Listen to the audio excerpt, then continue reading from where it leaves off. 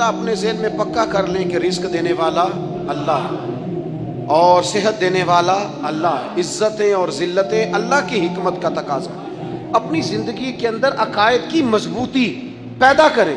آپ کو پتہ ہے صحابہ کو سب سے زیادہ تکلیفیں کس بات پر دی گئی تھی؟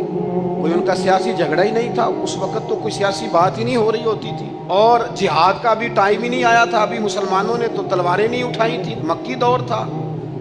سب سے زیادہ صحابہ کو جو سزا دی جاتی تھی نا، اس بنیاد پر دی جاتی تھی کہ اپنا عقیدہ بدل دو۔ میرے نبی پاک صلی اللہ علیہ وسلم مثال دیتے ہیں، فرمایا ایک آدمی صحرا میں جا رہا، صحابہ سے حضور خطاب کر رہے ہیں، فرمایا ایک آدمی صحرا میں جا رہا تھا، اس نے اپنی اونٹنی پہ کھانا پانی پیسے ہر چیز رکھی ہوئی تھی، صحرا تھا بہت بڑا، درمیان صحرا کے گیا تو تھوڑا سا سستانے کے لیے آرام کرنے کے لیے اونٹنی سے نیچے اترا۔ اب اس نے اونٹنی کی لگام اونٹنی کی نکیل اپنے سرہانے کے نیچے رکھی، ہاتھ کے ساتھ پکڑی اور سو گیا۔ تھوڑی ہی دیر کے بعد جب اس کی آنکھ کھلی تو دیکھا اونٹنی غائب ہے۔ صحرا میں وہ پیدل نہ آگے جا سکتا ہے، نہ پیچھے جا سکتا ہے، نہ دائیں نہ بائیں، کھانے کو روٹی نہیں، پینے کو پانی کا قطرہ نہیں، تھوڑا ادھر بھاگا ادھر بھاگا، تھک گیا۔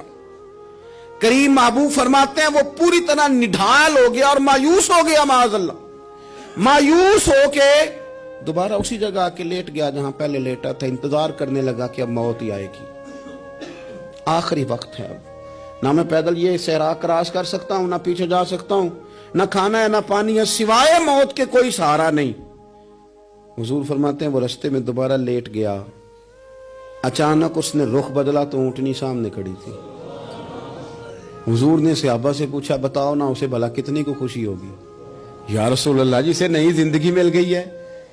آپ دیکھیں نا سارے ڈاکٹروں نے کہہ دیا کہ اس کے تو گردے معدہ جگر ہر چیز ختم ہے، گھر لے جاؤ خدمت کرو، ہر طرف پریشانی ہے۔ وہ بندہ بھی سمجھ گیا ہے کہ آخری وقت آ گیا، کل جاؤں پرسوں جاؤں، تیاری ہو گئی، سب لوگ آ گئے، باہر والے بھی آ گئے، یہ ماحول ایک عجیب رنگ اختیار کر گیا۔ اچانک